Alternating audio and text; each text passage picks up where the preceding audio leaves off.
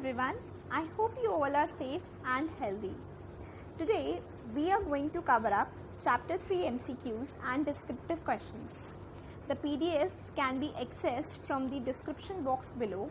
Also, I have mentioned the link of other videos which I have uploaded till date. Wasting any further time, let's start with the video. Let's start with our topic. Let's start with the questions for today. You can find out these questions on page number 3.72, either of the PDF or the book, whatever you have. And we are starting with the MCQs first. Okay, so beginning with the first MCQ, I'll be reading the question, I'll be reading the options for you, and I'll be giving a 10-second, 20-second timer. You can recall the provision which has been referred to in the question and try to answer it yourself, and then check whether you have answered it right or not. Okay, try to do it yourself first and then check the answer. This should be the policy for attempting the questions. Otherwise it is of no use that we are reading the question, we are reading the answer simultaneously. It is of no use. The question answers should be attempted only after reading the question. You should try to recall it yourself and then look into the answer for presentation and other purposes. Okay, so let's start with the first MCQ. First MCQ is the provision regarding conducting of 4 board meetings every year is not applicable to. The provision they have asked is कि जो 4 board meetings का concept है कि हर साल में कम से कम 4 board meetings होनी चाहिए, वो किस पर एप्लीकेबल नहीं होता है.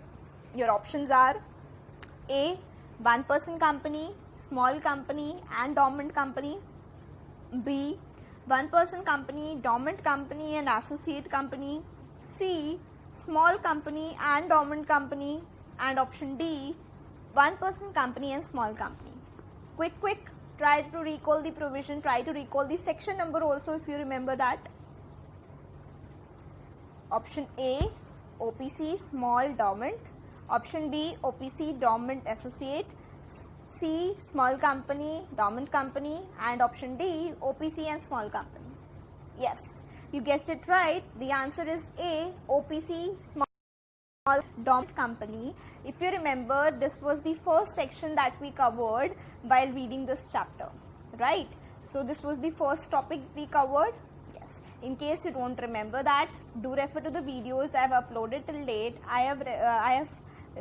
We have studied this section also together. Okay, in case you have any doubt, do check it out. Second question. From now, what I'm thinking is I'll be reading the question and you can just pause once the options are over and then think about it and then again resume the video.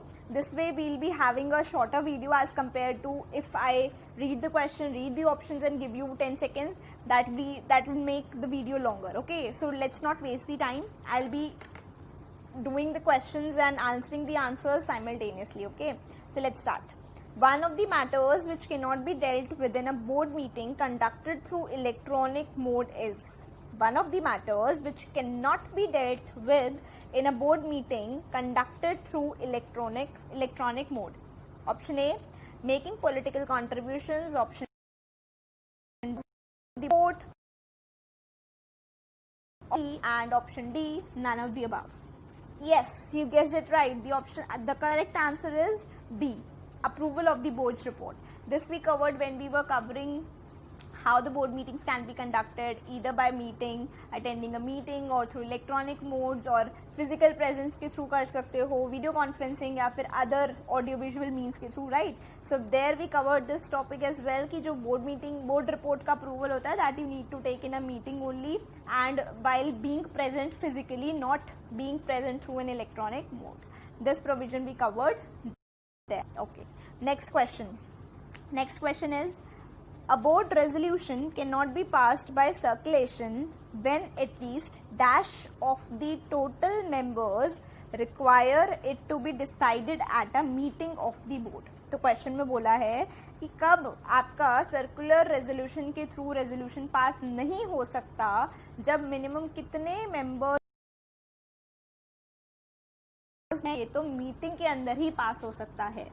तो इसके लिए आपको याद आ रहा होगा, फटाफट से देखते हैं क्या क्या ऑप्शंस दिए हुए हैं. ए half, B 1/3, C 1/4, D 1/5.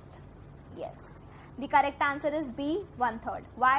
Half तो आपको तब चाहिए होता है जब आपको मेजॉरिटी, हाफ से ज़्यादा आपको चाहिए होता है जब आपको रेजोल्यूशन को पास करवाना है. लेकिन अगर 1/3 ने मना कर दिया ना, 1/3 ने मना कर दिया तो वो रेजोल्यूशन सर्कुलेशन के थ्रू पास नहीं हो पाएगा. उसको चेयरपर्सन जो है नोट करेगा और नेक्स्ट मीटिंग के अंदर रेज करेगा और फिर रेजोल्यूशन पास किया जाएगा.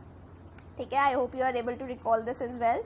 Next, a board meeting needs to be called by at least dash days notice in writing sent to all the directors at their addresses registered with the company. A board meeting needs to be called by at least how many days notice in writing to be sent to all the directors at their addresses registered with the company. Your options are A 7, B 5, C 3, D none of the above. ऐसे questions में तो ना options देखने की भी जरूरत नहीं होनी चाहिए, आपको खुद से याद आना चाहिए कि कितने दिन का नोटिस देना होता है. So yes, the answer is A 7. 7 days का नोटिस तो आपको कम से कम देना पड़ता है. ऑल्दो आप फिर भी शॉर्टर नोटिस पर मीटिंग कर सकते हो, बस वहाँ पर इंडिपेंडेंट डायरेक्टर के होने की रिक्वायरमेंट होती है if you are able to recall it, right. But यहाँ पर ऐसा कुछ नहीं दिखा था कि शॉर्टर नोटिस की बात है, तो ऑब्वियसली 7 डेज तो कम से कम आपको पहले नोटिस देना पड़ता है. Next question. CK Limited was incorporated on 25th of June 2018. When can it make political contributions? So CK Limited का incorporation हुआ था 25th June 2018 को. When can it make the political contributions? Try to recall. Section number 182. Correct. Section 182 में हमने पढ़ा था ये चीज़, याद करने की कोशिश करो. यहाँ पर हमारे पास 2 exceptions थी. आ रहा है याद? Yes. योर करेक्ट ऑप्शंस देखते हैं, फटाफट देखते हैं. 1 after incorporation, option B after 2 years from the date of its incorporation, option C after 3 years from the date of its incorporation, and option D after 5 years from the date of its incorporation. Yes, your correct answer is after 3 years from the date of its incorporation a company can make the political contributions under section 182.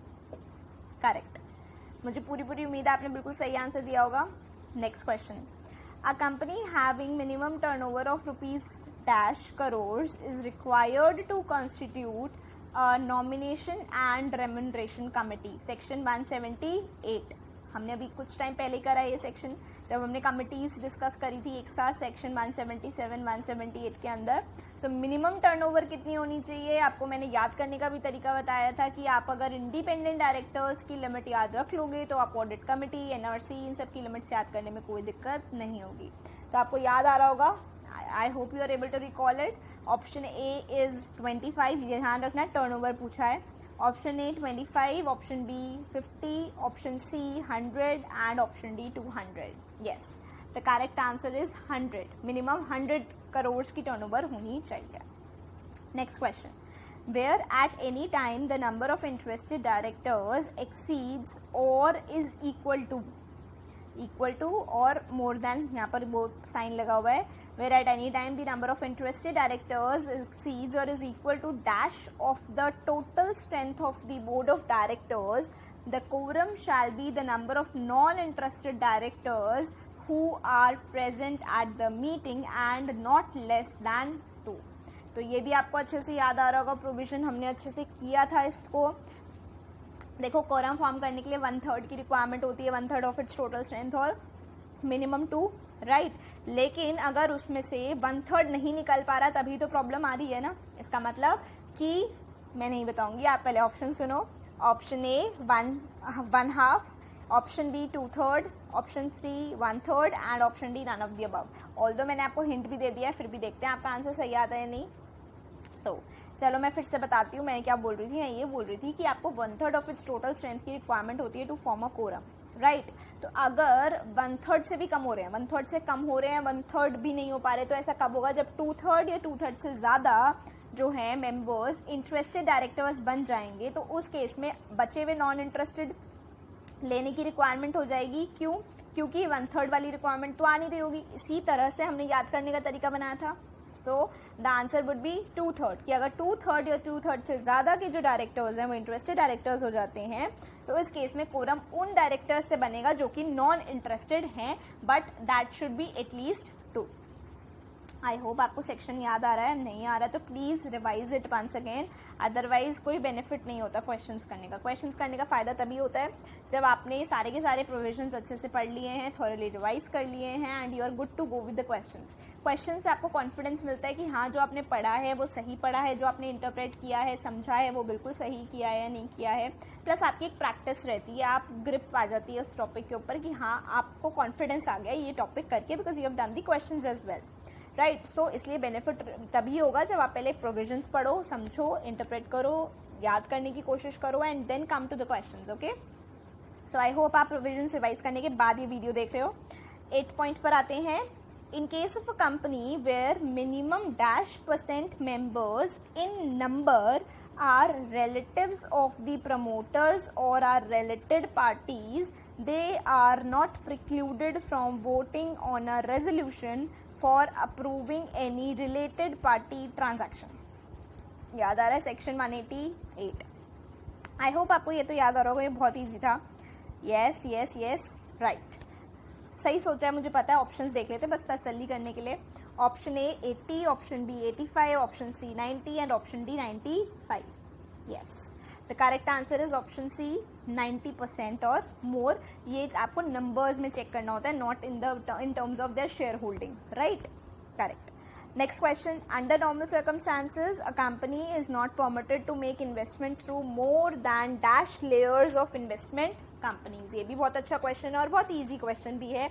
I know आपको आता है, आपको आता है, ये तो आपने बिना ऑप्शंस के बता दिया होगा, फिर भी चलो ऑप्शंस देख लेते हैं। Option A 1, option B 2, option C 3 and option D 4। Yes, you guessed it right, the correct answer is option B 2। 2 layers से ज़्यादा में नहीं कर सकते invest, correct. 10th question, the board of directors can exercise its powers by means of resolution passed at a meeting only and by no other means to transact which of the following businesses। अब इस type के questions में तो हम पहले से नहीं recall कर सकते ना, पहले तो हमें ऑप्शंस पढ़ने पड़ेंगे फिर ही हम डिसाइड कर पाएंगे। तो इस टाइप के क्वेश्चन में मैं आपको परेशान नहीं करूंगी कि पहले खुद रिकॉल करो, पहले इस क्वेश्चन में आप ऑप्शंस देख सकते हो। So the board of directors can exercise its powers by means of resolution pass eight a meeting, मतलब मीटिंग में ही पास होना चाहिए, किसी और तरीके से रेजोल्यूशन पास नहीं हो सकता। To transact which of the following businesses, पहला authorizing the buyback of securities, next taking note of the disclosures of directors' interest and shareholding, C reviewing or changing the terms and conditions of public deposits। तो अगर आपको section याद आ रहा है तो आपको बहुत इजीली आइडेंटिफाई हो गया होगा कि उसमें हमने सेकेंड या थर्ड पॉइंट ही पढ़ा था, वो वाला पॉइंट यहाँ पर करेक्ट आंसर बन रहा है। Yes, you gave the correct answer। The correct answer is A, authorising buyback of securities under section 68। At least आपको वो तो कंप्लाई करना ही पड़ेगा, उसको आपको करने के लिए आपको मीटिंग के अंदर ही रेजोल्यूशन पास करना पड़ता है, अदरवाइज बायबैक ऑफ सिक्योरिटीज नहीं हो सकता, subject to conditions mentioned in section 68। Next question, out of the total strength of 6 directors of SQ limited 5 are attending a board meeting to consider the investment of funds of the company। So out of the total strength of 6 directors, 5 जो directors हैं वो board meeting को attend कर रहे हैं जिससे कि वो इन्वेस्टमेंट ऑफ फंड्स जो होने वाला है उसको कंसिडर कर सकें। तो 6 में से 5 डायरेक्टर्स बोर्ड मीटिंग के अंदर प्रेजेंट हैं। The resolution relating to investment shall be taken as passed in which of the following cases. Option A, when all the 5 directors attending the meeting consent to it। Option B, when any 4 directors out of 5 consent to it। Option C, when any 3 directors out of 5 consent to it। Option D, investment proposal must be consented to by the total strength of the directors, which means 6 directors in this case। बताओ क्या लिखा था section के अंदर? Section के अंदर लिखा था बोर्ड मीटिंग का यूनानिमस रेजोल्यूशन की रिक्वायरमेंट होती है सेक्शन 186 के हिसाब से, सेक्शन 186 सब सेक्शन 5 के हिसाब से टू बी प्रिसाइज। यस, तो आपका ऑप्शन क्या? ऑप्शन जब all the 5 directors attending the meeting consent to it. Board meeting का यूनानिमस रेजोल्यूशन का मतलब ये नहीं होता कि सारे के सारे डायरेक्टर्स का कंसेंट चाहिए even if they have not attended the meeting. Present and voting वाले डायरेक्टर्स को कंसिडर किया जाता है. तो प्रेजेंट कितने थे मीटिंग में? 5 डायरेक्टर्स वर प्रेजेंट. तो दैट इज वाई 5 डायरेक्टर्स का unanimous resolution is required to what? To pass the resolution relating to investment, right? Okay. Next question. In case of a board meeting which is conducted through the means of video conferencing, the draft minutes shall be circulated among all the directors within dash days of the meeting, either in writing or in electronic mode as may be decided by the board.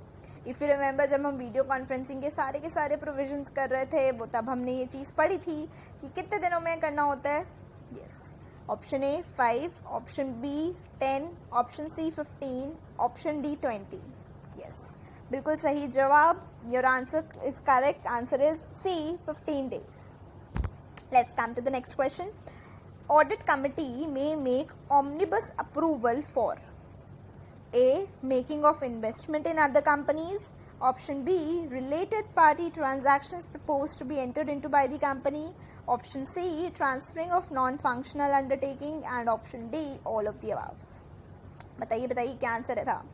Yes, बिल्कुल सही जवाब. Section 188 related party transactions proposed to be entered into by the company. So the correct option is option B.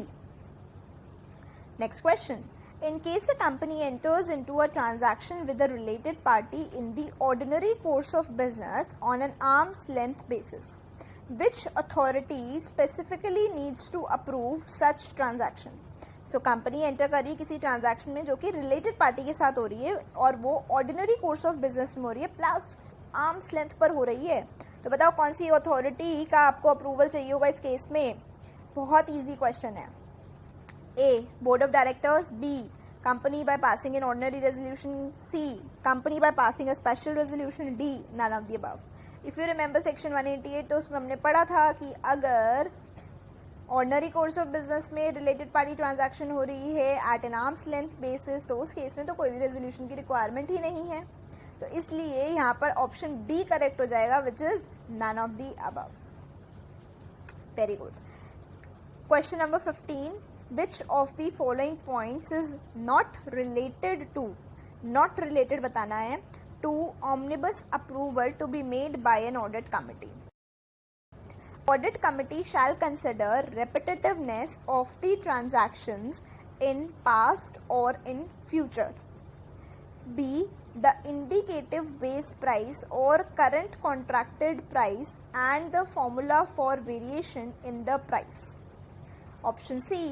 Omnibus approval shall be valid for a period not exceeding 2 financial years and shall require fresh approval after the expiry of such financial year. Option D. Omnibus approval shall not be made for the transactions in respect of selling or disposing of the undertaking of the company. तो यहाँ आपको option कौन सा choose करना है? जो related नहीं है. ध्यान रखना है ऐसे क्वेश्चंस में कि आपको कौन सा ऑप्शन चूज करना है जो रिलेटेड नहीं है. तो ये तो बहुत इजी है. फर्स्ट वाले में करना पड़ता है, सेकंड वाले में भी होता है. ये मतलब फैक्टर्स थे इफ यू रिमेंबर. तो ये तो बिल्कुल सही बताया हुआ है. ऑप्शन डी भी बिल्कुल सही बताया हुआ है. लेकिन ऑप्शन सी में गड़बड़ कर दी. क्या गड़बड़ कर दी? कि फाइनेंशियल ईयर के लिए एप्लीकेबल होता है ऑमनिबस अप्रूवल. हर फाइनेंशियल ईयर के आपको फिर से लेना पड़ता है. तो यहाँ पर 2 years जो 2 फाइनेंशियल ईयर्स वाली बात लिखी हुई है that is incorrect. That is why this option became not related to the omnibus approval to be made by the audit committee. I hope you are able to recall the provisions very well. Let's do the next question. Next question says, in case of transfer of whole of its undertaking by a company, no compensation is payable to the directors for loss of office if. अगर transfer की जा रही है whole of its undertaking, कौन कर रहा है? एक कंपनी अपनी अंडरटेकिंग को ट्रांसफ़र कर रही है. No compensation is payable to the directors for loss of office if. Option A. The company has failed to appoint the additional director. Option B. The company has failed to pay dividend on preference shares. Option C. The company has failed to appoint all the directors as prescribed by its articles. Option D. None of the above. तो ये तो easily आपको recognise हो गया होगा, समझ आ गया होगा कि कौन सा ऑप्शन सही है कौन सा गलत है। तो it's very easy, option B is the correct answer, कि अगर कंपनी ने डिविडेंड नहीं पे किया होता ऑन द प्रेफरेंस शेयर्स तो उस केस में वो कॉम्पनसेशन भी पे नहीं कर सकती to the directors for loss of office. ये तो रिसेंटली ही हमने सेक्शन को कवर किया था, right. Let's jump on to the descriptive questions. I hope you enjoyed the MCQ series and you got all the answers correct. I hope give yourself marking. If you are giving wrong answers in any particular MCQ, do mark that question, do mark that particular MCQ and attempt it once again after a few days, after revising the provision and trying to remember the provisions as well. Okay, so do mark the questions which you are not able to answer in the very first time. Okay, so let's start with the descriptive questions. Descriptive questions भी हमारे पास अच्छे खासे हैं, 10-12 questions हैं, बड़े आराम से एक एक करके सॉल्व करते हैं, राइट। सो हम इसमें पहले क्वेश्चन पढ़ेंगे और उसके बाद ट्राई करेंगे कि हमें कितना कितना याद आ रहा है, कितना कितना क्या थोड़ा सा भी अगर आपको याद आ रहा है, आपको पता चल रहा है कौन से सेक्शन की बात हो रही है, क्या क्या प्रोविजंस इसमें लिखने पड़ेंगे, बस इतना ही हमें चाहिए। उसके बाद हम आंसर रीड करेंगे, ठीक है। चलो फर्स्ट क्वेश्चन से स्टार्ट करते हैं। फर्स्ट क्वेश्चन का फर्स्ट पार्ट है, what is the procedure to be followed when a board meeting is adjourned for want of quorum. तो आपकी मीटिंग हुई, मीटिंग के अंदर कोरम नहीं हुआ, कोरम ना होने की वजह से वो मीटिंग एडजर्न हो गई। अब उस एडजर्न्ड मीटिंग को करने के लिए क्या प्रोसीजर फॉलो होगा, मतलब जब भी ऐसी मीटिंग में एडजर्नमेंट हो जाती है तो बिकॉज ऑफ द कोरम तो क्या करते हैं, कुछ नहीं करते, नेक्स्ट वीक की same day same time same place पर मीटिंग होएगी, ठीक है। अब कोरम नहीं था तो रेजोल्यूशन पास नहीं हो पाया, एडजर्न मीटिंग में चले जाएंगे। बस ये चीज़ इंश्योर करनी है कि जो वो नेक्स्ट मीटिंग की डेट है that should not be a national holiday. If it is so तो जो भी नेक्स्ट वर्किंग डे होगा, मतलब नॉट अ नेशनल हॉलीडे वाला डे होगा, उस दिन आपको वो मीटिंग एडजर्न करके करनी होगी। तो यहाँ पर सेक्शन 174 के प्रोविजंस लिख देंगे हम। अब बात करते हैं सेकेंड पार्ट की। तो how is a resolution by circulation passed by the board और इट्स कमिटी। तो रेजोल्यूशन बाय सर्कुलेशन का सेक्शन था हमारे पास पूरा का पूरा सेक्शन 165, उसके सारे के सारे प्रोविजंस आप इसमें लिख दोगे कि बोर्ड और कमेटी को अगर रेजोल्यूशन बाय सर्कुलेशन पास करना होता है तो कैसे करेंगे। तो जो भी रेजोल्यूशन ऐसे हैं जिनको मीटिंग के अंदर पास करना ज़रूरी नहीं है, आप उसको रेजोल्यूशन बाय सर्कुलेशन के थ्रू पास कर सकते हो, ठीक है। अब इसमें आपका प्रोसीजर क्या होता था, आप जो है आप मतलब जो चेयरपर्सन है वो रेजोल्यूशन का जो ड्राफ्ट है वो भेजेगा। अब उस ड्राफ्ट पर अगर मेजॉरिटी ने हाँ बोल दी तो वो रेजोल्यूशन पास हो जाएगा, लेकिन अगर 1/3 ने या 1/3 से ज़्यादा लोगों ने ऐसा बोल दिया कि ये रेजोल्यूशन तो मीटिंग के अंदर ही डिस्कस होकर पास होना चाहिए, तो उस केस में चेयरपर्सन इस चीज़ को नोट कर लेगा और नेक्स्ट मीटिंग के अंदर इसको डिस्कस किया जाएगा, प्लस मिनट्स में भी इसको ऐड किया जाएगा और इस चीज़ का नोट लिया जाएगा in the next board meeting, right. तो ये वाले हमारे सेक्शन 165 के प्रोविजन हो गए। तो अगर वो हल्का फुल्का भी अगर आपको याद आ रहा है तो दैट इज़ वेरी गुड, क्योंकि इसी से आपकी रिकॉलिंग पावर बढ़ेगी। जब आप क्वेश्चन रीड करते हो तो आपके दिमाग में आना चाहिए कि हाँ ये चीज़ आपने कहाँ पर पढ़ी है, इसी वजह से आपको हेल्प हो जाएगी। So let's read the answer also simultaneously, जिससे कि भूलेंगे नहीं ना कि क्वेश्चन कौन सा पढ़ा, आंसर किसका पढ़ा है, तो साथ साथ ही कर लेते हैं। सो फर्स्ट पॉइंट हमारा था सेक्शन 174 से रिलेटेड, जिसमें एडजर्न्ड मीटिंग वाली बात लिखी थी। Let's read the answer what is written over here. Section 174 subsection 4, this is given on page number 3.79 of the module. Okay, so let's start with the answer. First is section 174 subsection 4 of the Companies Act 2013 provides that if a board meeting could not be held for want of quorum, then unless the articles otherwise provide, the meeting shall automatically stand adjourned to the same day in the next week at same time and place, or if that day is a national holiday, till next succeeding day which is not a national holiday, the same time and place। तो ये हमें याद आया था, very good. Second question हमारा था 165 के ऊपर, सर्कुलर रेजोल्यूशन के ऊपर है, रेजोल्यूशन बाय सर्कुलेशन के ऊपर, तो वो भी एक बारी रीड कर लेते हैं। So the companies act 2013 permits a decision of the board of directors to be taken by means of a resolution by circulation. Board's approval can be taken in two ways, one by a resolution passed at a board meeting and the other by means of a resolution passed by circulation. In terms of section 175 subsection 1 of the Companies Act 2013, no resolution shall be deemed to have been duly passed by the board or by a committee thereof by circulation unless the following provisions have been complied with. First, the resolution has been circulated in draft together with the necessary papers if any. The draft resolution has been circulated to all the directors or members of the committee as the case may be. Third, the draft resolution has been sent to their addresses registered with the company in India, and such delivery has been made by hand or by post or by courier or through prescribed electronic means. Now, Rule 5 of Companies Meetings of Board and its Powers Rules 2014 provides that a resolution in draft form may be circulated to the directors together with the necessary papers for seeking their approval by electronic means, which may include email or fax. Such resolution has been approved by a majority of the directors or members who are entitled to vote on the resolution. तो resolution pass करने के लिए at least majority का vote चाहिए. However, if at least 1/3 of the total number of directors of the company for the time being require that any resolution under circulation must be decided at a meeting, the chairperson shall put the resolution to be decided at a meeting of the board instead of being decided by circulation. A resolution that has been passed by circulation shall have to be necessarily noted in the next meeting of the board or the committee as the case may be and made part of the minutes of such meeting. So we were able to recall this. That is really great. Let's come back to the question. Question is on page 3.75, question number 2. Okay, so here it comes. Mr. P and Mr. Q, who are the directors of CTech Limited, informed the company about their inability to attend the board meeting because the notice thereof was not served on them. Discuss whether there is any default on the part of CTech Limited and the consequences thereof. यहाँ पर Mr. P और Mr. Q जो कौन है, directors हैं CTech Limited के, उन्होंने बताया कि वो मीटिंग अटेंड नहीं कर पाए. क्यों नहीं कर पाए? बिकॉज उनको तो कोई नोटिस ही सर्व नहीं हुआ था. तो अब आपको इस चीज़ को डिस्कस करना है कि क्या CTech लिमिटेड के पार्ट पर कोई भी डिफ़ॉल्ट हुआ है तो कॉन्सिक्वेंसेस क्या होंगे, इस चीज़ को भी आपको बताना पड़ेगा. सो आपको इसको पढ़ के बड़ी इजीली समझ आ गया होगा कि आपको सेक्शन 173 वाली बातें लिखनी है. क्यों? क्योंकि नोटिस से रिलेटेड है. Notice was not served to the directors, और हमने नोटिस के सेक्शन में पढ़ा था कि notice should be serve to all the directors. It is irrespective of the fact कि वो मीटिंग अटेंड कर पाएंगे नहीं कर पाएंगे. हमारी रिस्पॉन्सिबिलिटी है कि हम नोटिस को सर्व करेंगे. अब इस केस में क्योंकि नोटिस सर्व नहीं हुआ तो PQ अटेंड नहीं कर पाए, तो इस केस में कॉन्ट्रावेंशन होएगी, कॉन्सिक्वेंसेस पेनल्टी वगैरह सब लगेंगे.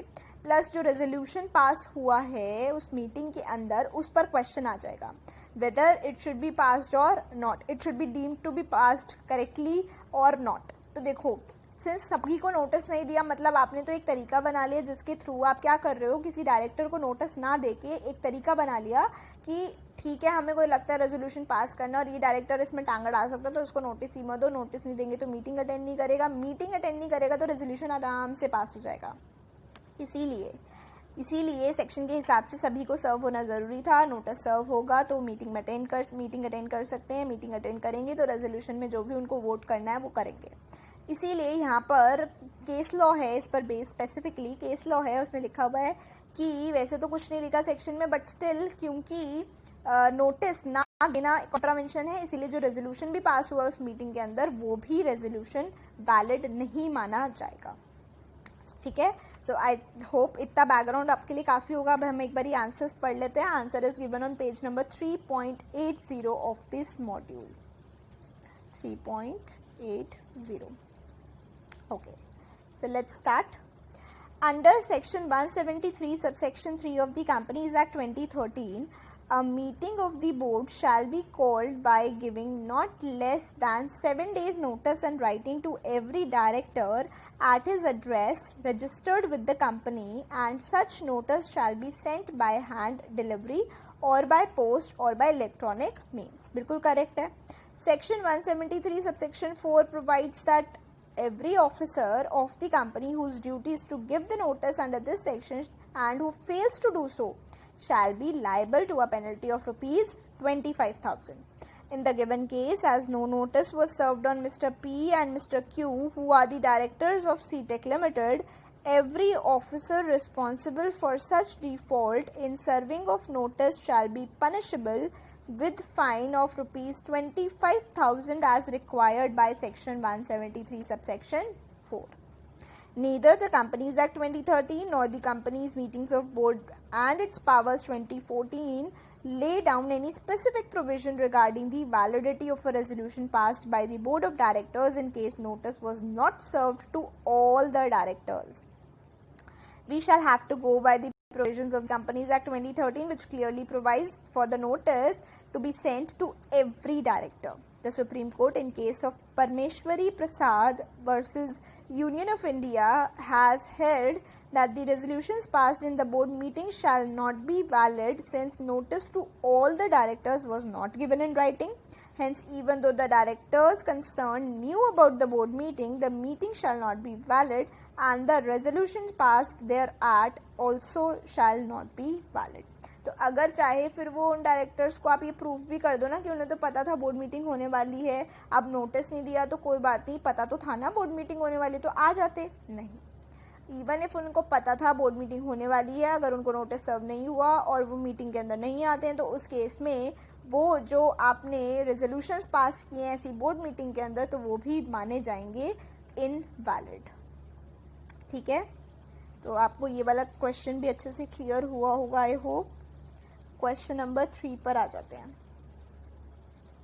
Question 3, page number 3.75। A director goes abroad for a period of more than 3 months। इसको पढ़ते ही दिमाग में आना चाहिए, चैप्टर 1 सेक्शन 161 सबसेक्शन 2।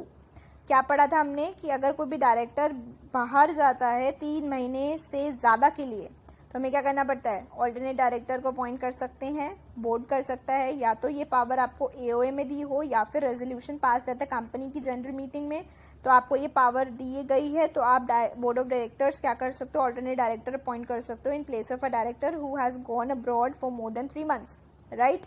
ऑल्दो यहाँ पर क्वेश्चन में चीज़ मेंशन कर दी आगे की लाइन में कि ऑल्टरनेट डायरेक्टर को अपॉइंट किया गया है, बट मैं इसीलिए आपको ये चीज़ बोल रही हूँ कि सिंस चैप्टर्स लिंक्ड होते हैं, सेक्शंस लिंक्ड होते हैं, तो आपको इतने अच्छे से रिकॉल हो जाना चाहिए कि आपको लाइन पढ़ते ही याद आना चाहिए कि मैंने ये कहीं पढ़ा है, कहाँ पढ़ा है, फिर वो आप सोचो, राइट।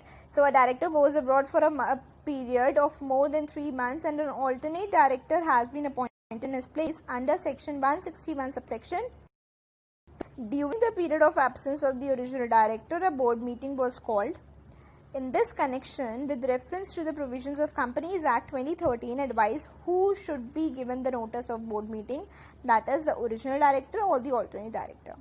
अब अगर मैं नोटिस की बात करूँ तो नोटिस सेक्शन 173 के हिसाब से जाना चाहिए टू ऑल दी डायरेक्टर्स। ठीक है, अब जो ओरिजिनल डायरेक्टर है वो भी डायरेक्टर है और जो ऑल्टरनेट उसकी प्लेस पे आया है वो भी डायरेक्टर ही है ना। तो मेरे हिसाब से तो जब दोनों ही डायरेक्टर है तो सेक्शन 173 के हिसाब से दोनों के पास ही बोर्ड मीटिंग का नोटिस जाना चाहिए, राइट। अब अटेंड कौन करेगा नहीं करेगा वो उनकी मर्जी, बट नोटिस देने की रिक्वायरमेंट तो दोनों को ही होनी चाहिए।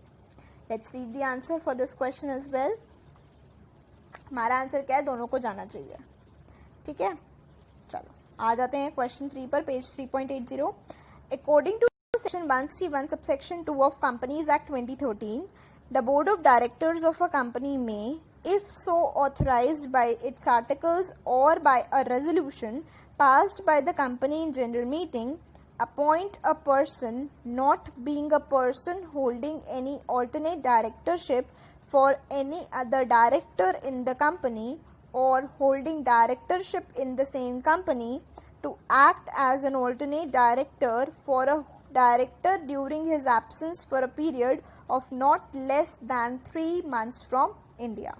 According to section 173 subsection 3, a meeting of the board may be called by giving at least 7 days notice and writing to every director at his registered address with the company, and such notice shall be sent by hand delivery or by post or by electronic means. There is no legal precedence whether the notice of the meeting is to be sent to the original director or to the alternate director. Or the alternate director, but as a matter of prudence, such notice may be served to both the alternate director as well as to the original director who is for the time being outside India. So इसमें क्या कह रहे हैं कि ऐसा कुछ law में तो नहीं लिखा, लेकिन अगर देखें तो हमें दोनों को ही देना चाहिए। तो कंक्लूजन यही दे रहे हैं कि दोनों को देना चाहिए, लेकिन लॉ में ऐसा कुछ लिखा नहीं है specifically. Let's come to page 3.75 again and let's read question number 4. Examine with reference to the provisions of Companies Act 2013 whether notice of a board meeting is required to be sent to the following person. क्या इन लोगों को notice भेजने की requirement है? पहला, an interested director है. Second, a director who has expressed his inability to attend a particular board meeting. देखो notice तो दो, नहीं आता वो अलग बात है, पर नोटिस तो देना पड़ेगा. A director who has gone abroad for less than 3 months, तो ऑब्वियसली देना है भाई. लेस दैन 3 months है तो वही तो डायरेक्टर है, उसकी जगह कोई आया थोड़ी ना है. आया नहीं है तो वही तो डायरेक्टर है, इसमें तो कोई पूछने वाली बात ही नहीं है. इंटरेस्टेड डायरेक्टर की बात करें तो इंटरेस्टेड डायरेक्टर मीटिंग अटेंड नहीं करेगा, वो बात हमें पता है, बट स्टिल नोटिस तो देना पड़ेगा. वो मीटिंग अटेंड नहीं कर सकता वो अलग बात है. वो उस बिजनेस के टाइम पर जहाँ जिस भी ट्रांजैक्शन में वो इंटरेस्टेड है उस टाइम पर आपका मीटिंग अटेंड नहीं करेगा, वोट नहीं करेगा, बट वैसे वो अटेंड करेगा. उसको नोटिस देने की रिक्वायरमेंट तो आपकी बनती है. So let's read the answer. It is given on page 3.81. Okay, notice of board meeting. पहला था इंटरेस्टेड डायरेक्टर.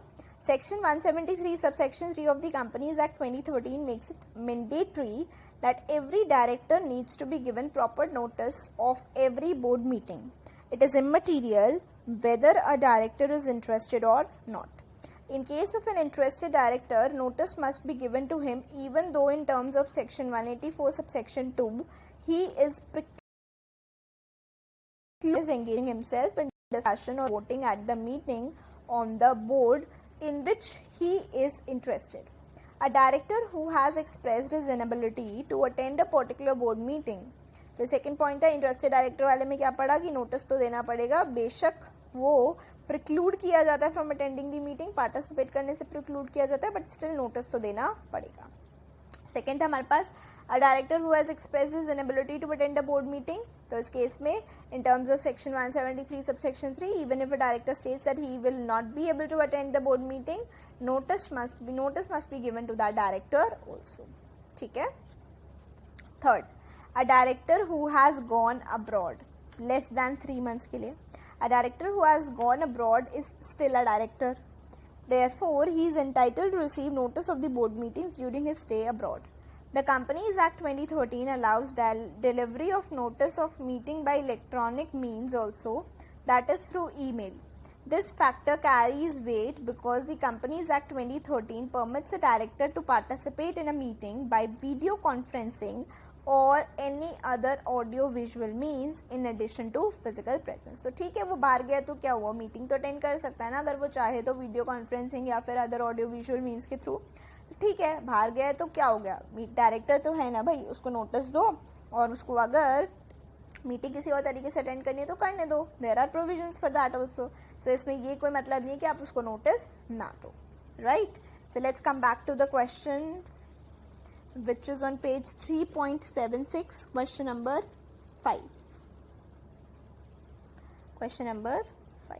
इसको थोड़ा छोटा कर देते हैं. चलो. Out of the powers exercisable by the board under section 179 of the Companies Act 2013, the board of MN Limited wants to delegate the power to borrow monies otherwise than on debentures to the managing director. So जो भी powers हैं board की section 179 के हिसाब से, board जो है MN limited की वो चाहती है कि वो अपनी बोरो करने की पावर डेलीगेट कर दे otherwise than on debentures to the managing director. Advice करो कि क्या ये डेलीगेशन पॉसिबल है. Would your answer be different if the delegation is made to the manager or any other principal officer including a branch officer of the company? तो याद करो जब हम सेक्शन नंबर 179 पढ़ रहे थे तो क्या हमारे पास ये पावर होती है कि हम मनी को बोरो करने वाली पावर को डेलीगेट कर दें किसी और पर्सन को. तो ये हमारे पास पावर होती है कि हम ऐसा कर सकते हैं. ठीक है, डेलीगेट कर सकते हैं. आपको याद होगा हमने ये प्रोविजन पढ़ा था कि मैनेजिंग डायरेक्टर को, मैनेजर को या फिर ब्रांच का प्रिंसिपल ऑफिसर है तो उसको भी ये पावर्स डेलीगेट की जा सकती हैं. तो बिल्कुल सही आंसर है। आपने अगर सेक्शन नहीं पढ़ा है तो प्लीज़ आप पहले सेक्शन पढ़ना और इस चीज़ को समझना, क्योंकि प्रोविजन हम ऑलरेडी कवर कर चुके हैं and this is the correct answer. तो बहुत डायरेक्ट सा क्वेश्चन है, ईजी टू आंसर था क्वेश्चन। डायरेक्ट तो नहीं कह सकती क्योंकि आपको फिर भी पता तो होना ही चाहिए, बट हाँ ईजी था, मतलब पता लग रहा था कि हाँ हमने पढ़ा हुआ है ये, right. So section 179 sub section 3 में दिया हुआ था, page 3.85। Under section 179 sub section 3 of the companies act 2013, the board of directors of a company shall exercise the following powers on behalf of the company at the meetings of the board. Meetings of the board मतलब meeting convene करा के ही करनी पड़ेगी, resolution by circulation के through नहीं कर सकते। To make calls on share holders in respect of money unpaid on shares. Second, to authorise buyback of securities under section 68। Third, to issue securities including debentures whether in or outside India. Fourth, to borrow monies. Fifth, to invest the funds of the company. To grant loans or give guarantee or provide security in respect of loans. And to approve the financial statement and the board's report or to diversify the business of the company. या फिर आपको amalgamation, merger, reconstruction को approve करवाना है, या फिर आपको कोई भी कंपनी को टेक ओवर करना है, या फिर सब्सटैंशियल या कंट्रोलिंग स्टेक को अक्वायर करना है किसी और कंपनी के अंदर, या फिर एनी अदर मैटर विच में बी प्रेस्क्राइब। तो इस केस में आपको क्या करना पड़ेगा, इस केस में आपको बोर्ड मीटिंग कन्वीन करानी पड़ेगी। प्रोवाइडेड दैट द बोर्ड में by a resolution passed at a meeting delegate to any committee of directors, managing director, manager या फिर any other principal officer of the company, or in case the branch office of the company, the principal office of the branch. The powers specified in clauses D to F on such conditions it may specify. So कुछ conditions हैं, आप इन लोगों को ही delegate कर सकते हो। कौन कौन? अगर कोई भी कमिटी ऑफ डायरेक्टर्स है, कोई भी मैनेजिंग डायरेक्टर है, मैनेजर है, या फिर प्रिंसिपल ऑफिसर है कंपनी का, और अगर कोई ब्रांच ऑफिस की बात करें तो principal officer of the branch, तो उस केस में उन लोगों को आप डेलीगेट कर सकते हो। कौन सी चीज़ें डेलीगेट कर सकते हो, कौन सी पावर्स डेलीगेट कर सकते हो? तो एक तो मनीज बोरो करने वाली पावर, फंड्स को इन्वेस्ट करने वाली power, loans, guarantee, security grant करने वाली, फाइनेंशियल स्टेटमेंट बोर्ड रिपोर्ट को अप्रूव करने वाली पावर। कर सकते हो? नहीं कर सकते। सिर्फ और सिर्फ डी टू एफ लिखा हुआ है, मतलब सिर्फ 3, borrow money, invest the funds and grant loan, security and guarantee. सिर्फ 3 चीज़ों को ही आप डेलीगेट कर सकते हो। किस किस को? Committee of directors, managing director, manager या फिर principal officer of the company. अगर कोई ब्रांच ऑफिस है तो ब्रांच ऑफिसर का जो प्रिंसिपल ऑफिसर है, ठीक है, ब्रांच ऑफिस का जो भी प्रिंसिपल ऑफिसर है। अब इसमें भी कुछ कंडीशंस थी, ठीक है, वो कंप्लाई कर रहे हो तो आप उसके बाद डेलीगेट कर सकते हो। In respect of a company covered under Section 8 of the Companies Act 2013 which has not committed default in filing its financial statements under Section 137 or annual return under Section 92 with the registrar, the matters referred to in clauses D, E, F of Section 92 of Section 179 subsection 3 may be decided by the board by circulation instead of a meeting. तो section 8 companies को फिर remember exemption दी हुई थी कि section 8 company चाहे तो DEF वाले जो क्लॉजेज हैं उस केस में मीटिंग ना कन्वीन करा के सर्कुलेशन के थ्रू रेजोल्यूशन पास करना चाहती है तो वो भी कर सकती है। ये मॉडिफिकेशन नोटिफिकेशन के थ्रू इशू की गई थी, परमिट की गई थी। From the foregoing provisions, it is clear that the board of MN Limited shall be perfectly in order if it delegates the power to borrow monies under clause D of section 173 subsection 3 to the managing director or to the manager or any other principal officer. I hope आपको ये बिल्कुल अच्छे से clear हो गया होगा, provision भी, section भी, क्योंकि इसमें तो पूरा सेक्शन ही लिख दिया था उन्होंने 179, पूरा तो नहीं बट हाँ मोस्टली सेक्शन लिख दिया था 179 का, right. Let's come back to the questions which is on page number 3.76, question number 6. Okay. Advise the board of director of Spectra Papers Limited regarding validity and extent of its powers under the provisions of Companies Act 2013 in relation to the following matters. पहला है buyback, for the first time the shares of the company up to 10% of the paid up equity share capital without passing a special resolution. तो इस वाले point के लिए आपको section 68 की knowledge होनी चाहिए, जिसके अंदर क्या क्या लिखा हुआ है वो आपको पता होना चाहिए. क्यों? क्योंकि बायबैक से रिलेटेड है. बायबैक पढ़ते ही आपको सेक्शन 179 याद हो गया होगा, जिसमें पावर्स ऑफ द बोर्ड पहला जो सेक्शन था उसमें लिखा हुआ था कि ये चीज़ें आपको मीटिंग कन्वीन करा के ही करनी पड़ेंगी, रेजोल्यूशन पास करना है. तो उसके अंदर एक पॉइंट हमने बायबैक ऑफ सिक्योरिटीज़ पढ़ा था 68, तो उसी की यहाँ पर बात की गई है. उसके हिसाब से मीटिंग के अंदर ही आपको पास करना होता है रेजोल्यूशन, राइट. बट यहाँ पर बायबैक की बात हो रही है तो सेक्शन 68 को आपको ध्यान में रख के करना पड़ेगा. तो वैसे तो आपको एओए के अंदर पावर दी होनी चाहिए to buyback as per section 68, plus आपको स्पेशल रेजोल्यूशन पास करना पड़ता है to buyback the securities. But कुछ एक्सेप्शन है कि अगर 10% of the paid up equity share capital तक ही आपने बायबैक किया है तो उस केस में there is no requirement to pass the special resolution. आप सिर्फ बोर्ड रेजोल्यूशन पास करके बायबैक कर सकते हो. तो यहाँ पर वो एक्सेप्शन का ही यूज़ करके क्वेश्चन बनाया हुआ है. तो यहाँ पर सेक्शन 68 जिसको आता होगा उसको तो पता चल जाएगा कि there is no requirement to pass the special resolution. तो बिल्कुल ठीक करा है. बस बोर्ड रेजोल्यूशन की रिक्वायरमेंट है, एसआर की रिक्वायरमेंट नहीं है.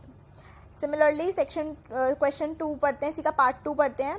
Delegation of power to the managing director so that he can invest the surplus funds of the company in the shares of some other companies. So आपको याद होगा कि managing director को ये पावर आप डेलीगेट नहीं कर सकते कि वो सरप्लस फंड्स को shares of some other companies में इन्वेस्ट कर दे. ठीक है. तो यहाँ पर आपको याद होगा सेक्शन 186 सब सेक्शन 5 के अकॉर्डिंग स्पेसिफिक प्रोविजन लगा हुआ है, जिसमें आपको प्रायर अप्रूवल लेना पड़ सकता है अगर कोई भी डिफ़ॉल्ट होता था. ठीक है. आपको यूनानिमस रेजोल्यूशन चाहिए होता था बोर्ड का. ठीक है. 186 में कोई भी डेलीगेशन की बात नहीं की हुई, क्योंकि सेक्शन 186 एक स्पेसिफिक सेक्शन है इन्वेस्टमेंट वाला, इन्वेस्टमेंट्स. तो उस केस में लोन्स एंड इन्वेस्टमेंट्स, तो उस केस में आपको वही अप्लाई करना पड़ेगा और उसके हिसाब से देखना पड़ेगा कि क्या वहाँ पर मैनेजिंग डायरेक्टर को डेलीगेट करने की कोई पावर से रिलेटेड बात की है. अगर की होगी तो ही कर सकते हो, अदरवाइज नहीं कर सकते. सो सिंस स्पेसिफिक सेक्शन है तो हमें सेक्शन 179 ही नहीं देखना, हमें सेक्शन 186 भी देखना पड़ेगा टू आंसर दिस क्वेश्चन. कई बार क्या होता है हम फटाफट से पढ़ते हैं हाँ ये तो मैनेजिंग डायरेक्टर को कर सकते हैं. क्यों कर सकते हैं? क्योंकि लिखा था सेक्शन 179 में. बट सिंस क्या काम कर रहे हो वो देखना ज़रूरी है. अगर डेल्टे हैं तो आपको उसी सेक्शन के अकॉर्डिंग आंसर करना पड़ेगा. This is a good question to be revised once again. तो आप इसको मार्क कर सकते हो फॉर फर्दर रिविजन, राइट. तो इसमें दोनों ही पार्ट्स अच्छे क्वेश्चन है. चलो आंसर रीड करते हैं, अच्छे से क्लैरिटी हो जाएगी. बिल्कुल नहीं समझ आए तो बिल्कुल बताना. 3.82 पर इसका आंसर दिया हुआ है. मैं रीड करती हूँ और धीरे धीरे पढ़ूंगी प्लस एक्सप्लेन करते हुए चलूंगी क्योंकि थोड़ा सा डिफरेंट है. ओके. सो फर्स्ट पार्ट की बात करते हैं. According to clause B of section 179 subsection 3, the board of directors of a company shall exercise the power to authorize the buyback of securities under section 68 on behalf of the company by means of resolutions passed at the meetings of the board. तो section 179 sub section 3 ने power दी हुई है कि आप board meeting conduct करा के section 68 के हिसाब से बायबैक करना चाहते हो तो कर सकते हो. According to section 68 subsection 2, no company shall purchase its own shares or other specified securities unless the buyback is authorized by its articles. The special resolution has been passed at the general meeting of the company authorizing the buyback. So AOA में ऐसी power दी होनी चाहिए, AOA में authorise होना चाहिए आपका buyback. दूसरा स्पेशल रेजोल्यूशन पास हो जाना चाहिए. However, nothing contained in this clause shall apply to a case where the buyback is 10% or less of the total paid up equity share capital and free reserves of the company. तो अगर आपका buyback 10% या 10% से कम, मतलब up to 10% of the total paid up equity share capital plus free reserves है तो there is no issue. एक चीज़ यहाँ पे ध्यान देनी है कि total paid up equity share capital की बात करी है जब भी आप लिमिट चेक कर रहे हो 10% वाली. ठीक है. उसकी में फ्री रिजर्व्स ऐड करके चेक करोगे. Second authorized by board by means of a resolution passed at its meeting. So जब भी up to 10% और less मतलब up to 10% होता है of the paid up equity reserve buyback, तो उस केस में आपको बोर्ड रेजोल्यूशन से ही काम चल जाएगा. There is no requirement for special resolution. ना ही एओए में ऑथराइजेशन चाहिए, ना ही आपको स्पेशल रेजोल्यूशन की रिक्वायरमेंट है. Right. So from the foregoing provisions, it is clear that in case of a company for the first time resorts to buyback of its own shares when buyback is limited to 10% of its paid up equity share capital, a special resolution will not be required if such buyback has been authorized by the board by means of a resolution passed at its meeting. Thus, the board of directors of Spectra Papers Limited is empowered to buy back the shares because the buyback is limited to 10% of the paid up equity share capital by means of a resolution passed at the board meeting. Correct है बिल्कुल. चलो next वाले point पे आ जाते हैं. Next point क्या था हमारा? नेक्स्ट पॉइंट हमारा सेक्शन 186 और सेक्शन 179 दोनों से रिलेटेड था. तो इसमें एक बार रीड करते हैं. According to clause E of section 179 subsection 3, the board of directors of a company shall exercise the power to invest the funds of the company on behalf of the company by means of resolutions passed at the meetings of the board. The board may, under the proviso to section 179 subsection 3, delegate the power to invest the funds of the company through a board resolution passed at a duly convened board meeting. However, the investment in shares of the other companies will also be governed by a specific provision contained in section 186 subsection 5, according to which no investment shall be made or loan or guarantee or security given by the company unless the resolution sanctioning it is passed at a meeting of the board with the consent of all the directors present at the meeting and the prior approval of public financial institution concerned where any term loan is subsisting is obtained. Right. So thus the unanimous resolution of the board is required. हमें याद है section 186 subsection 5 में लिखा हुआ है कि आपको board meeting का यूनानिमस रेजोल्यूशन चाहिए होता है. Further, 186 does not provide for delegation. Hence, the proposed delegation of power to MD to invest the surplus funds of the company in the shares of some other companies is not in order. Okay? चलो आ जाते हैं next question पर. Next question हमारा है question number 7.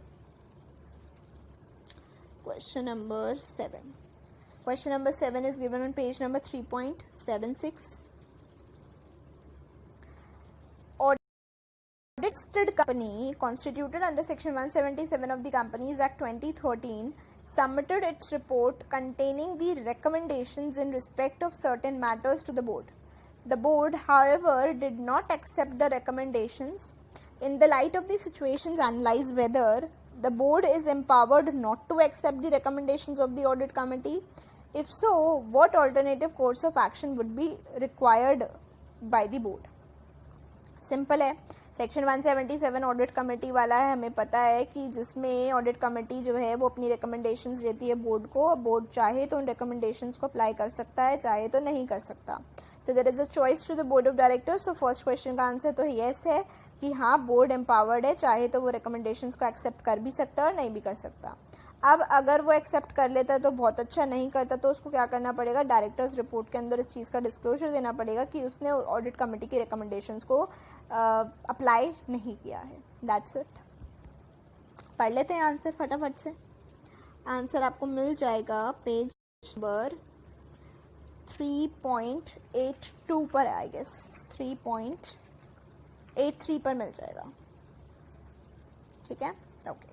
Read कर लेते हैं पहला क्वेश्चन का आंसर. तो according to section 177 subsection 8 of the Companies Act 2013, the board's report shall, under the provisions of section 134 subsection 3, which is laid before the general meeting where the financial statements of the company are placed before the members, disclose the composition of the audit committee, and where the board has not accepted any recommendations of the audit committee, the same shall also be disclosed along with the reasons therefor. Hence, the board is empowered not to accept the recommendations of the audit committee, but only under the genuine circumstances and supported by legitimate reasons for non-acceptance. ये नहीं कि आपकी कोई दुश्मनी है तो जो भी ऑडिट कमेटी बोलेगी आप उसको कभी भी फॉलो नहीं करोगे, अप्लाई नहीं करोगे, ऐसा नहीं है. आपके पास उसके लिए जेन्युइन रीजंस होने चाहिए, जेन्युइन सर्कमस्टांसेस होने चाहिए जिसकी वजह से आप उनकी रिकमेंडेशंस को एक्सेप्ट नहीं कर रहे हो.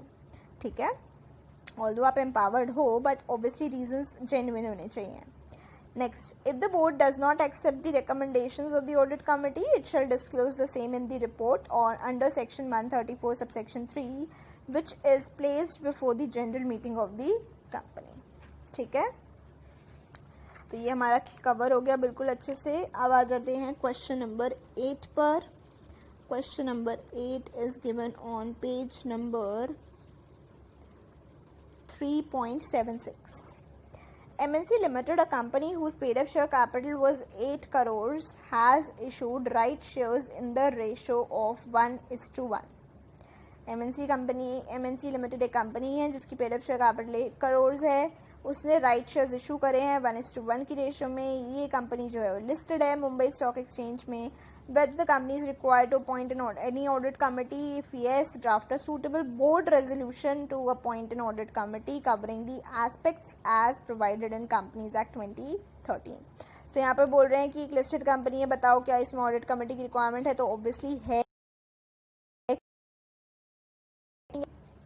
तो बिल्कुल ठीक है. Plus prescribe class of companies के लिए हमने क्या लिमिट पढ़ी थी? 10 करोड़, एक्सीडिंग 50 करोड़ एंड 100 करोड़ और मोर. तो 10 पेड अप के लिए, फिर बोरोइंग्स के लिए more than 50 crore and for turnover more than equal to 100 crore. Listed company तो एनीवे इंक्लूडेड है ही है, तो ऑडिट कमेटी रिक्वायरमेंट तो है ही है. तो इसमें भी लिस्टेड कंपनी है सिंस, तो आपको ऑडिट कमेटी तो फॉर्म करनी पड़ेगी, अपॉइंट करनी पड़ेगी. अब इसमें बोला हुआ है कि आपको अपॉइंट करनी है तो आपको इसके लिए बोर्ड रेजोल्यूशन बनाना है और इसमें सारे पॉइंट्स लिखने हैं जो आपके कंपनीज एक्ट के हिसाब से कवर होंगे. तो बहुत ईजी है, कुछ नहीं है. आप बस ये सोचो कि अगर आपको मीटिंग के अंदर रेजोल्यूशन पास करना है तो आपको सारी रिक्वायरमेंट्स के बारे में लिखना पड़ेगा इन द रेजोल्यूशन. तो वही हमें इस क्वेश्चन के अंदर भी करना है कि क्या क्या रिक्वायरमेंट्स है, कौन कौन अपॉइंट हो रहा है, कैसे कैसे हो रहा है, कितने इंडिपेंडेंट होने चाहिए डायरेक्टर्स, कितने मिनिमम होने चाहिए, मैक्सिमम तो कितने भी हो. तो वो सब चीज़ें हमें इसी में रेजोल्यूशन पास करते हुए भी बनानी पड़ेगी. तो इसका फटाफट से आंसर रीड कर लेते हैं. रेजोल्यूशन किस तरीके से बनाया देख लेते हैं, बहुत अच्छे से क्लियर हो जाएगा. रेजोल्यूशंस बनाना इतना मुश्किल नहीं होता, लेकिन हम डर जाते हैं क्योंकि हमें इसकी प्रैक्टिस नहीं होती. It's just that. बहुत मुश्किल नहीं होता, बहुत आसान होता है. देखो आपको ईजी लगेगा. पेज नंबर 3.83 पर दिया हुआ है answer. Under section 177 subsection 1 of the Companies Act 2013, the board of directors of every listed public company and such other class or classes of companies as may be prescribed shall constitute an audit committee. Therefore, MNC Limited being a listed company will be bound to constitute an audit committee under the Act. Further, under section 177 subsection 2, the audit committee shall consist of minimum 3 directors with independent directors forming a majority. Minimum 3 directors होने चाहिए और उनमें से कम जो directors होंगे independent वाले form करने चाहिए. तो there is a dual requirement, minimum 3 directors plus जो भी डायरेक्टर्स इंडिपेंडेंट होंगे they should form the majority in the audit committee. So further, majority of the members of audit committee, including its chairperson, shall be the persons with the ability to read and understand the financial statements. बिल्कुल सही बात है. The draft board resolution for the constitution of an audit committee may be as follows. तब resolution कैसे पास होगा देखो, बड़ा आसान लगेगा आपको. Resolved that pursuant to the provisions contained in section 177 of the Companies Act 2013 and the applicable clause of listing agreement with the Mumbai Stock Exchange, the an audit committee of the company be and is hereby constituted with effect from the conclusion of this meeting with members as under. members के नाम लिख दो. Suppose आपने 6 रखे हैं तो 6 के अंदर आपके कम से कम को इंडिपेंडेंट डायरेक्टर्स ही लेने पड़ेंगे और बाकी के आप जो भी लेना चाहते हो उनको लिख दो. Further resolved that the chairman नहीं होना चाहिए, यहाँ पे चेयरपर्सन होना चाहिए. क्योंकि हो सकता है ना विमेन भी हो, तो इसीलिए हम चेयरमैन नहीं लिखते, चेयरपर्सन लिखते हैं. Further resolved that the chairperson of the committee, who shall be an independent director, be elected by the committee members from amongst themselves. तो जो चेयरमैन बनेगा, चेयरपर्सन बनेगा, that should be the independent director, और वो उन्हीं में से होगा जो भी कमिटी के मेंबर्स हैं, चूज भी वही करेंगे. Further resolved that the quorum for a meeting of the audit committee shall be the chairperson of the audit committee and 2 other members other than MD.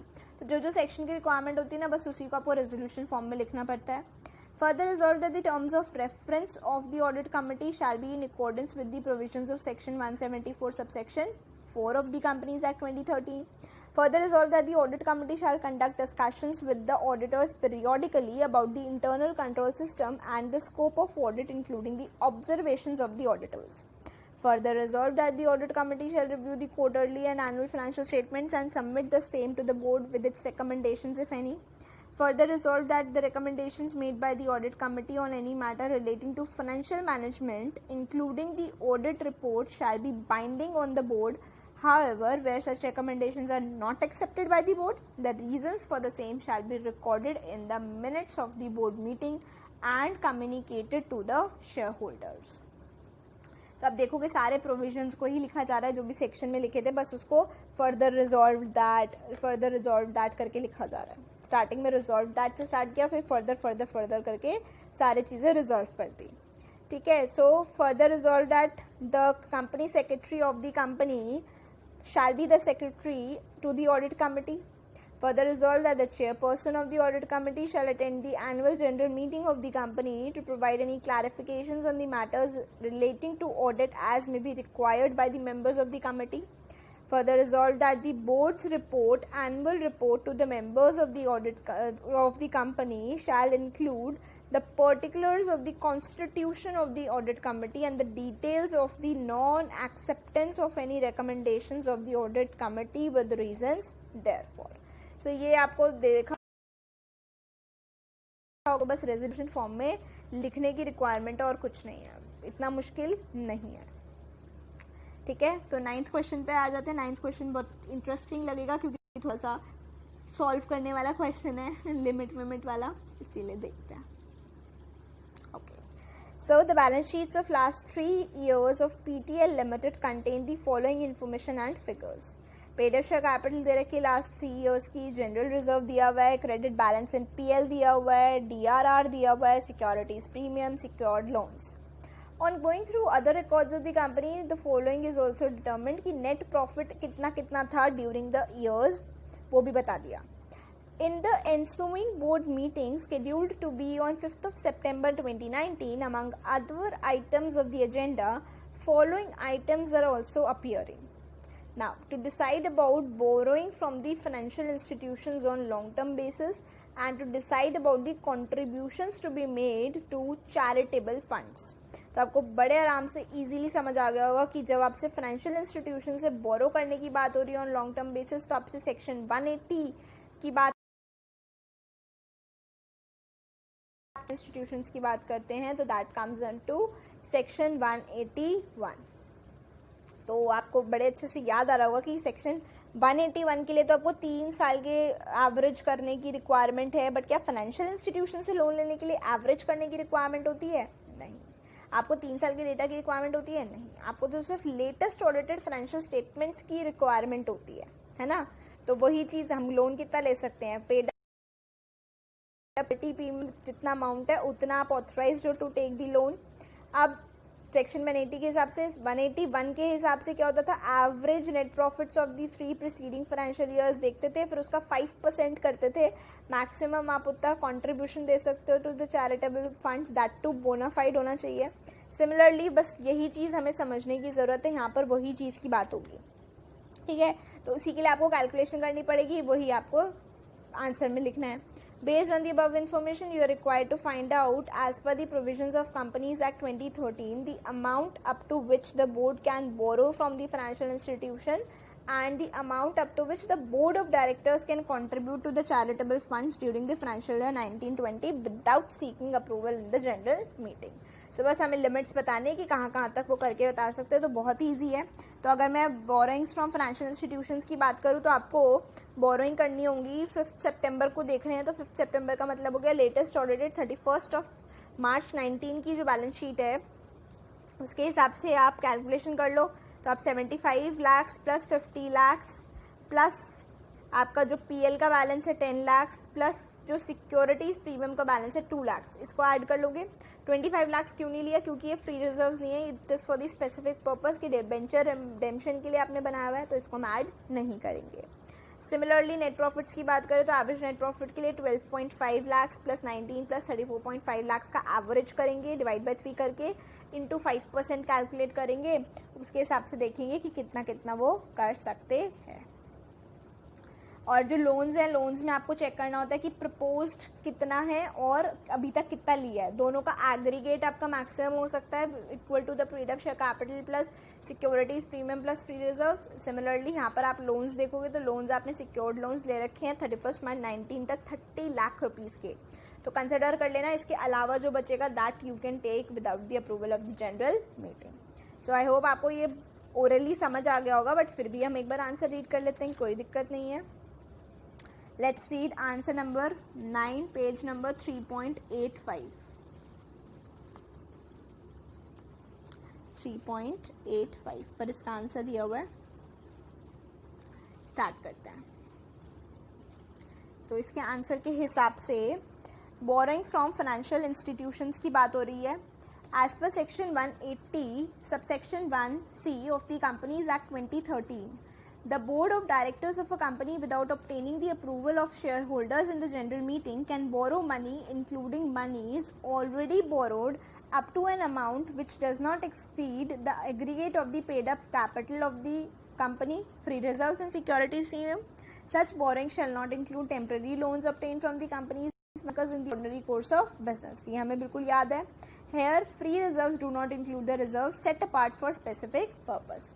Since the decision to borrow is to be taken in a meeting to be held on 5th of September 19, the figures relevant for this purpose are the figures as per the balance sheet as at 31st March 19. Accordingly, the above provisions of the Board of Directors of PTL Limited can borrow without obtaining the approval of the shareholders in a general meeting up to an amount calculated as follows. तो हमने बिल्कुल सही calculation करी थी।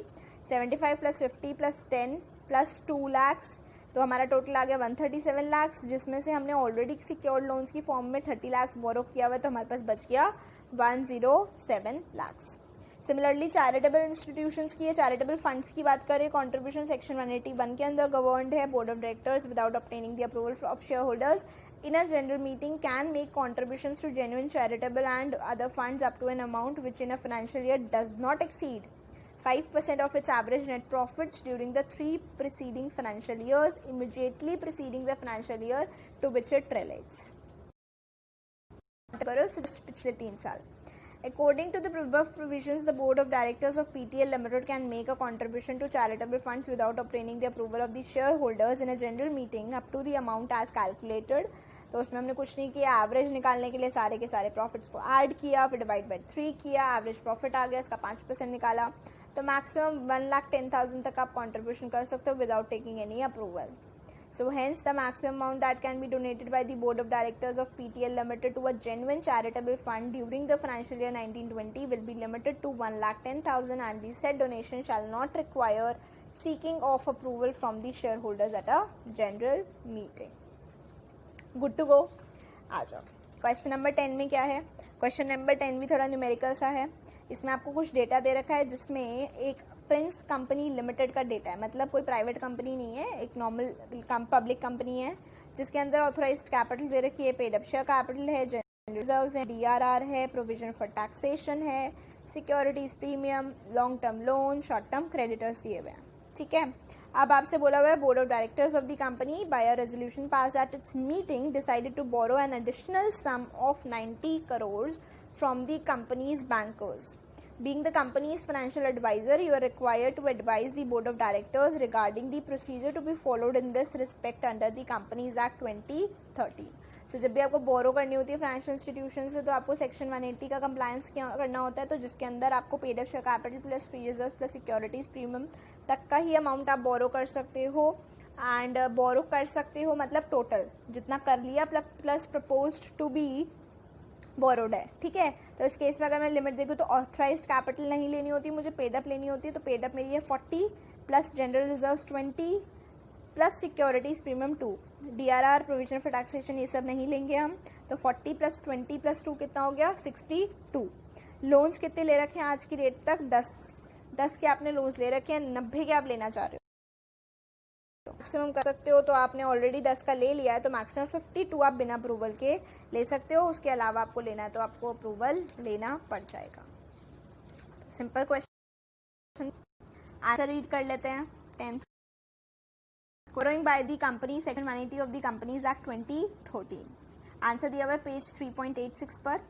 As per section 180 subsection 1C of the Companies Act 2013, the board of directors of a company without obtaining the approval of shareholders in a general meeting through a special resolution can borrow the funds, including funds already borrowed up to an amount which does not exceed the aggregate of the paid up share capital, free reserves and securities premium. Such borrowing shall not include temporary loans obtained from the company's bankers in the ordinary course of business. Free reserves do not include the reserves set apart for specific purpose. According to the above provisions, the Board of Directors of Prince Company Limited can borrow without obtaining the approval of According to the above provisions, the Board of Directors of Prince Company Limited can borrow without obtaining approval of the shareholders in a general meeting up to an amount calculated as follows. So जैसे हमने calculate किया था वैसे ही दिया हुआ है, बस अच्छी प्रेजेंटेशन है। 40 प्लस 20 प्लस 2 कितना आ गया टोटल 62। बट अगर हमें याद हो तो 62 तो हम कर सकते हैं, लेकिन 10 हम ऑलरेडी बोरो कर चुके हैं, तो 10 माइनस कर दोगे तो नेक्स्ट और कितना आप कर सकते हो 52। बट क्वेश्चन में दिया था कि 90 करोड़ करने का सोच रहे हैं, तो बताओ क्या करोगे। तो 52 तो बोर्ड अपने आप कर सकता है, बट बाकी के लिए आप क्योंकि एक्सेस कर रहे हो तो उसके लिए आपको स्पेशल रेजोल्यूशन की रिक्वायरमेंट होगी। तो let's read the answer. In the present case, the directors of Prince Company Limited by a resolution passed at its meeting have decided to borrow an additional sum of rupees 90 crores from the company's bankers.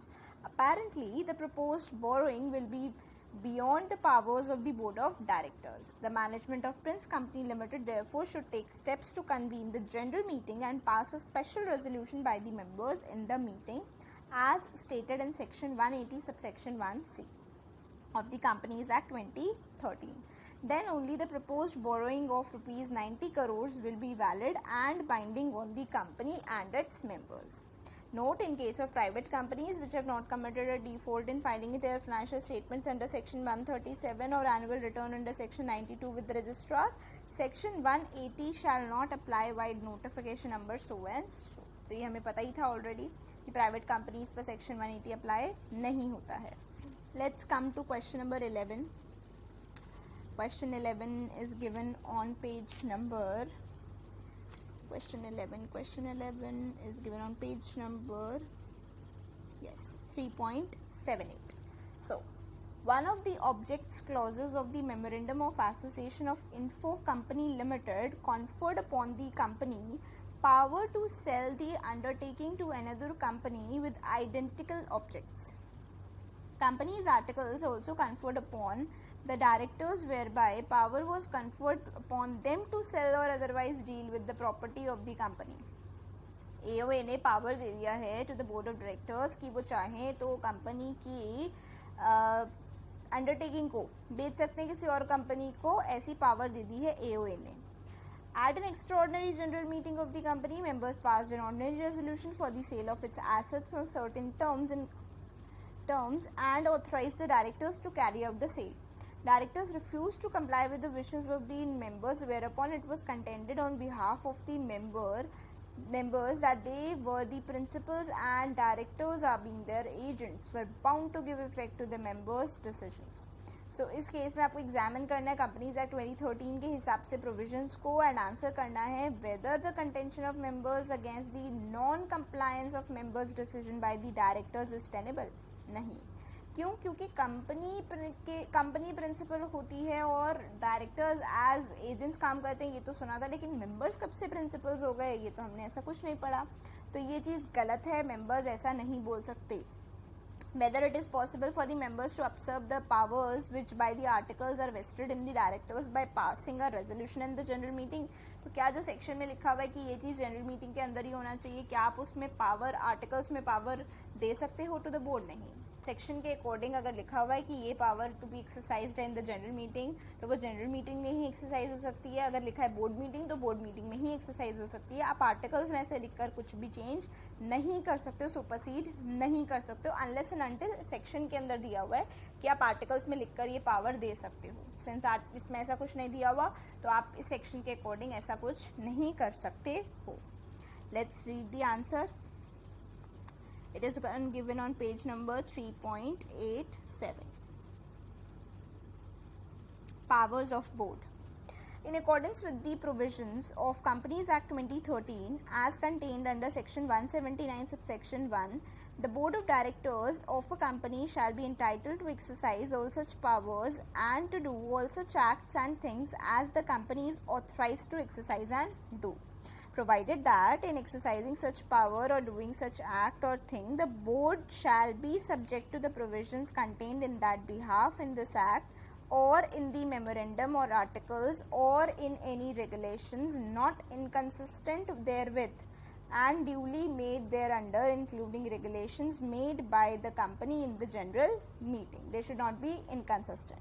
Now, provided further that the board shall not exercise any power to do or any power or do any act or thing which is directed or required whether under this act or by the members or articles of the company or otherwise to be exercised or done by the company in the general meeting. तो वो काम board नहीं कर सकता जो general meeting के अंदर ही होने चाहिए.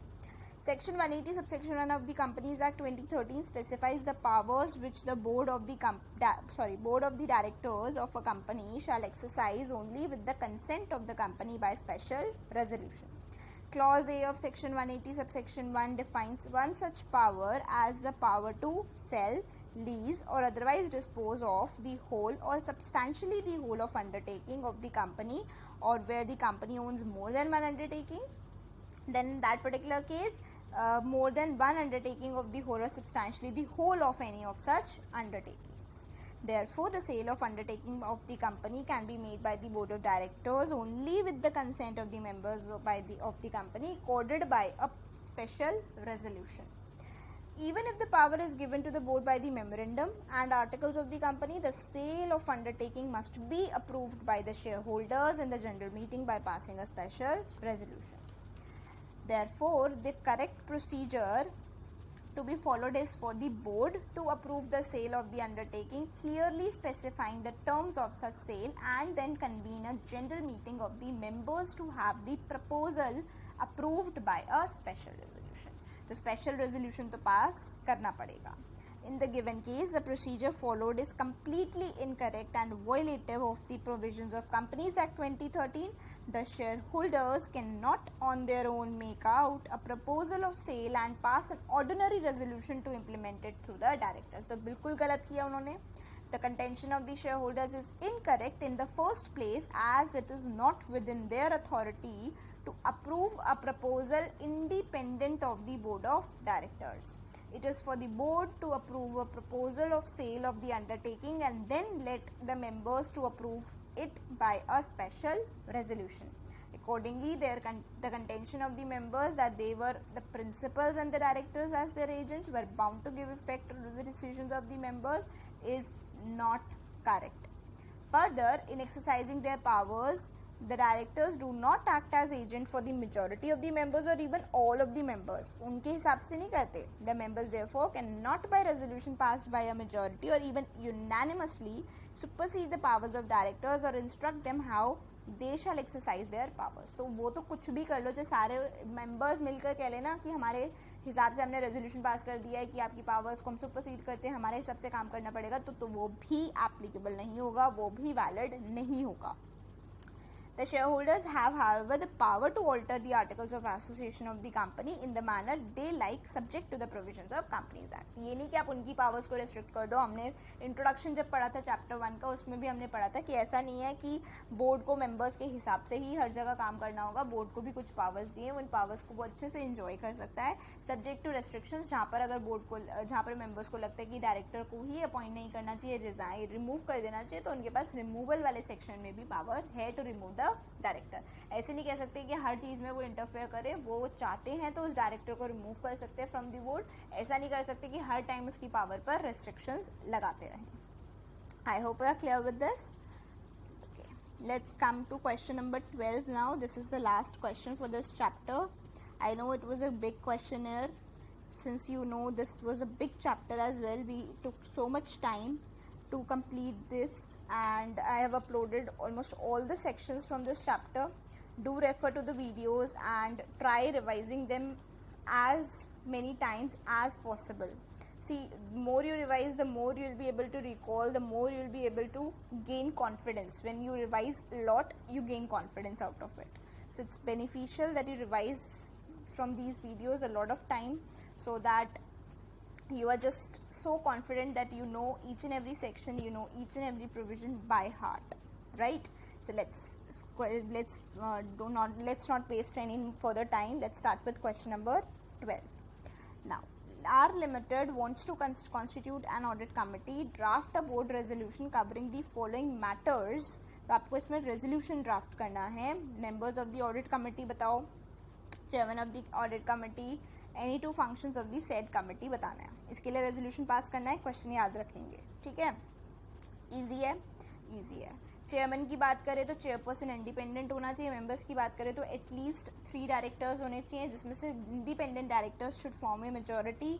2 functions of the set committee, तो रिकमेंडेशंस देते हैं बोर्ड को, ऑडिट रिपोर्ट के बारे में देखते हैं, ऑडिटर से डिस्कशन करते हैं जहाँ पर भी उनको लगता है उनकी कोई भी उनको फाइंडिंग्स होती हैं विद द ऑडिटर, वो सब कुछ डिस्कस करते हैं. उनको लगता है इंटरनल ऑडिटर, स्टैट्यूटरी ऑडिटर्स के साथ उनकी roles, responsibilities, terms of appointment, engagement, ये सब डिस्कस करना है. तो वो सब वो भी फंक्शंस होते हैं ऑफ द सेड कमिटी, ठीक है. Now what would be the minimum likely turnover और कैपिटल ऑफ दिस कंपनी. तो ये बहुत ईजी है. जितनी इंडिपेंडेंट डायरेक्टर के केस में हमने पढ़ी थी वही सेम है. तो टर्नओवर होती है मिनिमम 100 करोड़, और अगर मैं कैपिटल की बात करूँ तो मिनिमम 10 करोड़, और बोरोइंग्स की बात करें तो exceeding 50 crore.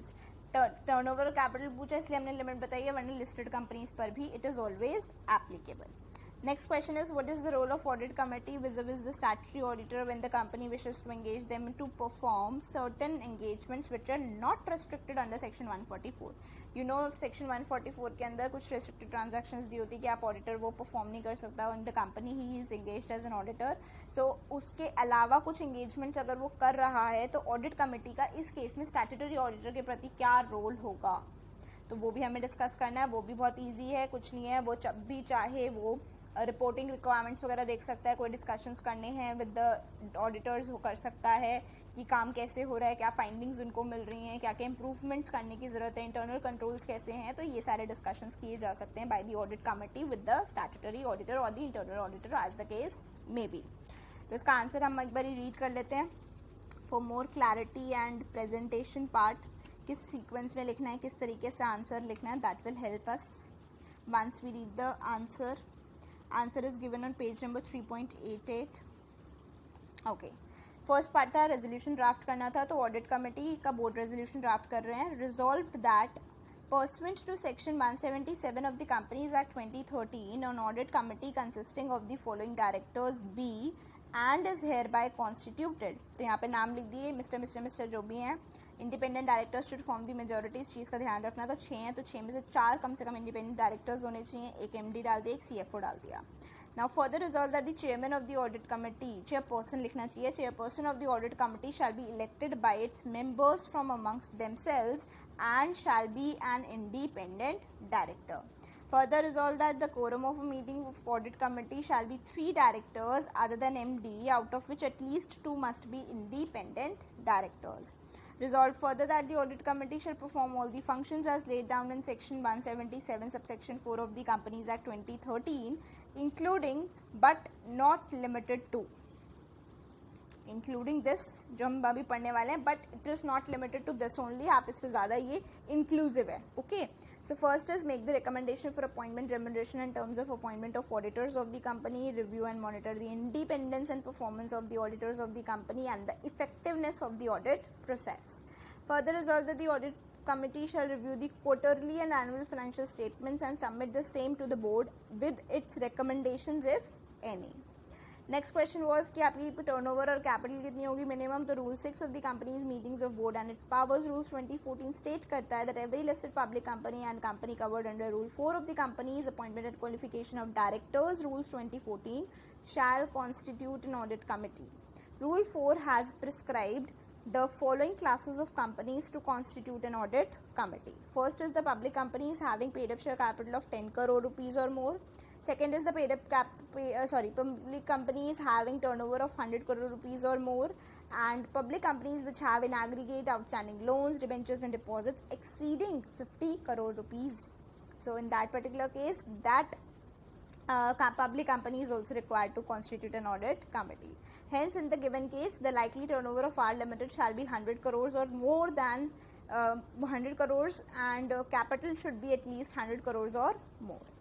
According to section 177 subsection 5, the audit committee is empowered to call for comments of the auditors about the internal control systems, scope of audit including the observations of the auditors, review of financial statements before their submission to the board, discuss any related issues with the internal and statutory auditors and the management of the company. So section 177 subsection 5 क्या बोलता है, audit committee के पास power है कि वो auditor से comments मंगा सकता है regarding the internal control system of the company, audit का स्कोप कितना है, उनकी ऑब्जर्वेशंस क्या क्या रही हैं, उन्होंने फाइनेंशियल स्टेटमेंट्स को रिव्यू किया करना चाहिए ऑडिट कमेटी को before submission to the board, and उनको कोई भी रिलेटेड इशूज़ हैं with the internal and statutory auditors तो उसको डिस्कस करना चाहिए और कंपनी को मैनेज करना चाहिए अच्छे से. So this is all about the question bank of chapter 3.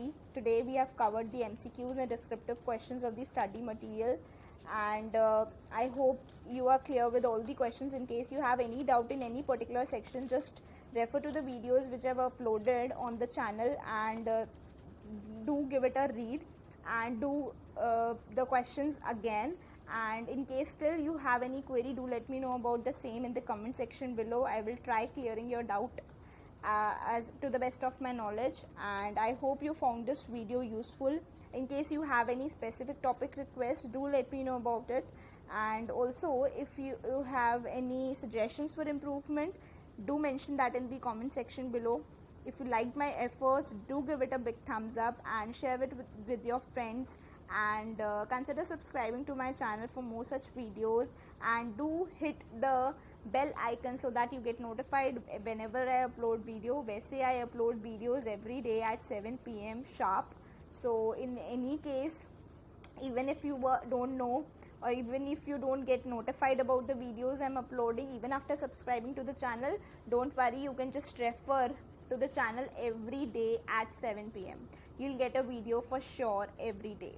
ठीक है.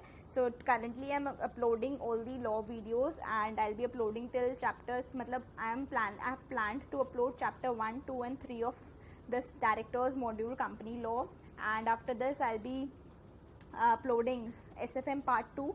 Either I'll be uploading it in between or after completion of this series. SFM part 2 is left for uploading, and that is about derivatives chapter.